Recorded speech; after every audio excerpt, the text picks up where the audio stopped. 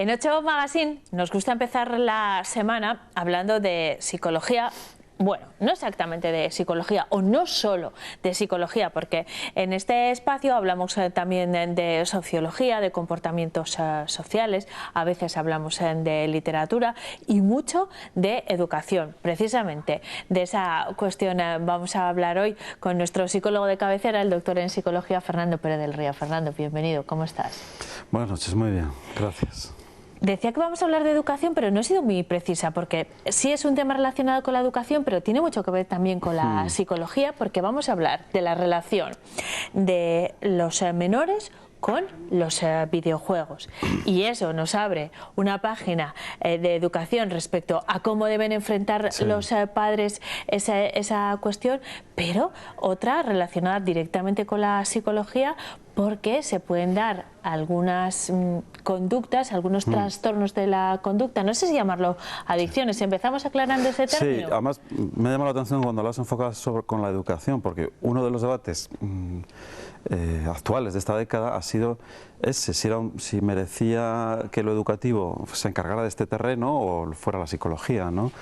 Yo personalmente creo que es más de educación, o sea, creo que es más de las pautas, de estilos educativos parentales, de cómo se manejan los chicos, de cómo se regula lo que hacen, y es algo nuevo. Y la psicología entra cuando en determinados casos pues se da algo abusivo, y usamos, lo has hecho muy bien, la mayoría de las personas desarrollan problemas que no son comparables a las drogas, por la cantidad de tiempo, por tal, pero se encajarían más en lo que entendemos por usos problemáticos o abusivos. Luego entraremos en usos problemáticos, pero con carácter general. Estamos en una sociedad en la que, y no en esta generación, desde hace ya bastante tiempo, los videojuegos están muy presentes en el ocio de los adolescentes y también de los niños. Hay videojuegos apropiados para cada edad, de hecho se marca la franja de edad a la que les corresponde, pero no se trata de demonizar los videojuegos, sino de colocarlos en el lugar preciso. ¿Y cuál es ese lugar? El lugar preciso. Es que yo creo que cuando hay cambios sociales con las tecnologías, hay una parte de la gente que se resiste o le genera rechazo y miedo, ¿no? Esto hay que decirlo, es una manera de entender la tecnología. Por ejemplo, cuando surgieron las calculadoras, no sé, hubo un debate que si iban a tener los niños dificultades en multiplicar, que si no sé qué. Siempre que hay un cambio social hay un debate, ¿no?, de esto. Y bueno, yo creo que se va normalizando a medida que pasa el tiempo. La otra cuestión que planteas es que, es decir, hasta qué punto ocupan el tiempo. Yo creo, de todas las problemáticas que pueden generar los videojuegos, quizá la más significativa para mí, que hemos hecho estudios desde el 2008, el último gran estudio que hicimos en Burgos fue hace año y medio, con el Plan de Juventud, 1.600 encuestas y tal. Es la enorme cantidad de tiempo que dedican, o sea, abstraen la atención, la capacidad atencional de un menor casi totalmente. No sé, la mitad reconocen que están mucho más tiempo del que tendrían que estar, etcétera, etcétera. Podríamos decir que una buena parte ocupa todo el tiempo libre que tiene en los videojuegos, todo. O sea, son 40 horas a la semana, más o menos el tiempo que pueden tener libre, pues lo ocupan todo. Claro, ¿cuáles son las recomendaciones? Pues ha habido mucho debate con esto, ¿no? Es decir, qué pautas se le pueden decir. Que sí que es cierto que cada vez son menores los que tienen tablets, la edad va bajando, ¿no? Siempre pensábamos mucho que iba a ser el límite a los 9 años con la primera comunión, que es que se regala la tablet, esas cosas, ¿no? Hubo un artículo hace muchos años de la Asociación de Pediatría Canadiense, que yo creo que se ha hecho un poco popular, que hizo unas recomendaciones. De los 0 a 3 nada, no recomendaban nada. Después 2 horas hasta los 12 o así, a los 18 3 o 4, ¿no? Bueno, se recomendaba esas horas, pero el consumo es mucho mayor, muchísimo mayor. En este caso, en el de los videojuegos, no es como los smartphones, que su generalización es muy reciente. Nosotros jugábamos con videojuegos, teníamos las maquinitas, ¿no?, el Donkey, y jugábamos en el Spectrum también, y después en los bares, en los recreativos. Y o sea, quiero decir, el proceso de estudio se abarca varias generaciones. De hecho, los que están jugando ahora al Fortnite, y me quiero detener en el Fortnite particularmente, son los hijos de los que jugábamos al, no sé, al Bueno, yo creo que algo ha Superpunk. cambiado, ¿eh? O sea, si cogemos los trabajos que analizan lo interesante, lo que atrae, el atractivo, la intensidad, que sea gratis, porque antes había que pagar una moneda en un Claro, recreativo, nosotros jugamos ¿no? al Street Fighter en un bar metiendo monedas. Claro, entonces eso te limita, porque al final te gastas dinero. Entonces, en inglés se decían las 3A, ¿no? Que eran accesible, gratis y todo esto, ¿no? Que al final todo es muy fácil y muy sencillo para que te aísles y juegues, ¿no?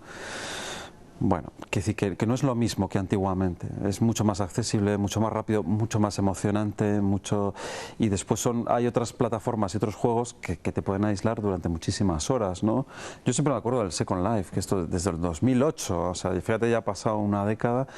Pero yo ahí me di cuenta, o por lo menos la capacidad que era el paraíso, ¿no? O sea, te vestías como querías, te ponías el pelo como te ponías tatuajes, no había vejez, no había tiempo, no había muerte, todo era Pero había relaciones perfecto, sociales, efectivamente. eso es. Practicabas el inglés, pero claro, cuando te das cuenta habías estado 8 horas cada sesión. Yo me conectaba por la mañana como prueba, a mediodía y por la noche siempre estaban los mismos, ¿no? Una especie de placer continuo que no termina nunca, ¿no? En ese sentido, vamos a abrir el melón del Fortnite, ¿te parece? Fortnite. El Fortnite, seguramente la mayoría de ustedes lo conocen, es un videojuego que tiene la friolera de 250 millones de usuarios. Una burrada, sí. Una barbaridad. Hay varias lecturas que podemos hacer del Fortnite. En principio, es un videojuego destinado a mayores de 12 años y tiene algunas ventajas respecto a lo que estábamos hablando. Es gratis, es un juego social porque estás interactuando con varias personas. La duración es limitada, ¿no? Las partidas duran entre 20 y 25 minutos más o menos. Claro, puedes encadenar una con otra también respecto al tiempo que podemos pasar. Yo he leído un artículo que tú me has facilitado en el que hablaba de las ventajas del Fortnite respecto a la formación en toma de decisiones. No es un juego de violencia explícita. Claro. Tiene algunas virtudes, podríamos decir. Empezamos por ellas y luego hablamos de los el Fortnite problemas. es el juego de moda. Va pasando, yo creo que pasará de moda el próximo año porque cada vez es uno y bueno, sí que decir que tiene cosas buenas a muchos padres les va a asustar porque están un poco hasta las narices de tener que poner límites a los hijos con este tema, ¿no? Pero sí que tiene cosas buenas, por ejemplo, es un juego cooperativo, te tienes que organizar con tus amigos, además quedan en las casas, se hablan por micros, tienes que planificar una acción, tienes que ser solidario con tu compañero, después tienes que liquidar a los demás, que es competitivo. Claro, el objetivo del juego es liquidar a todos los demás, o sea eso que, es. bueno, Aunque pero no con sea tu de forma equipo violenta. le tienes que salvar si está herido, o sea que tienes que ayudar al otro, en ese sentido es positivo, también hay que decirlo, ¿no? Porque sin el otro tampoco ganas, o tienes más posibilidades de ganar si salvas a tus compañeros.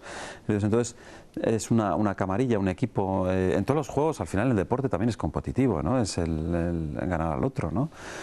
Y hay que calcular el tiempo, la estrategia, entonces todo eso se dice que es positivo, te ayuda a pensar. Estas son las cosas buenas, entre comillas. ¿Y las malas? Las negativas es que la intensidad emocional que genera ese juego es altísima. Yo he jugado, yo porque como tengo pacientes de esta edad, me gusta saber lo que dicen y es una intensidad, o sea, tienes que estar absolutamente atento constantemente todo el rato.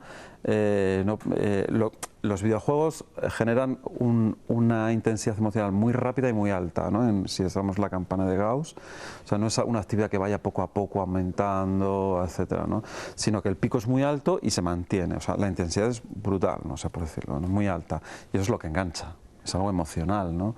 Las metas son muy consecutivas, muy rápidas, tiene todos los ingredientes para que enganche, ¿no?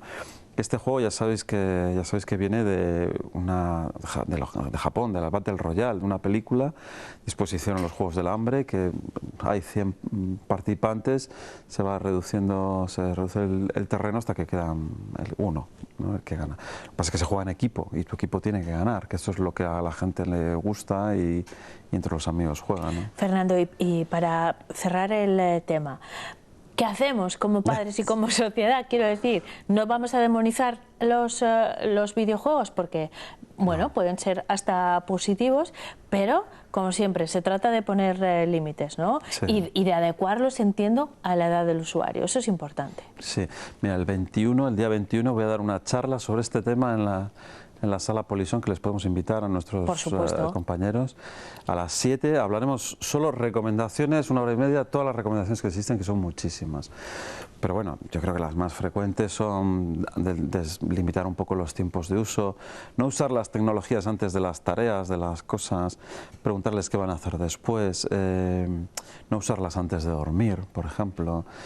Cada día yo creo que me estoy encontrando más padres que lo están eliminando prácticamente los días de diario, a no ser un ratito muy pequeño antes de la cena o cosas.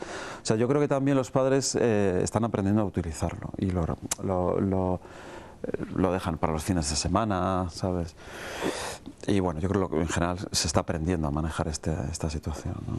Bueno, pues yo creo que hemos aclarado unas cuantas cuestiones. Sí. Fernando, mil gracias como siempre por acompañarnos. Te esperamos el próximo martes, cuando hablaremos, entre otras cosas, de esa charla, pero de toda una programación relacionada con estos temas. Y lo dicho, nos vemos el martes, ¿de acuerdo? Gracias. Muy bien, gracias a ti.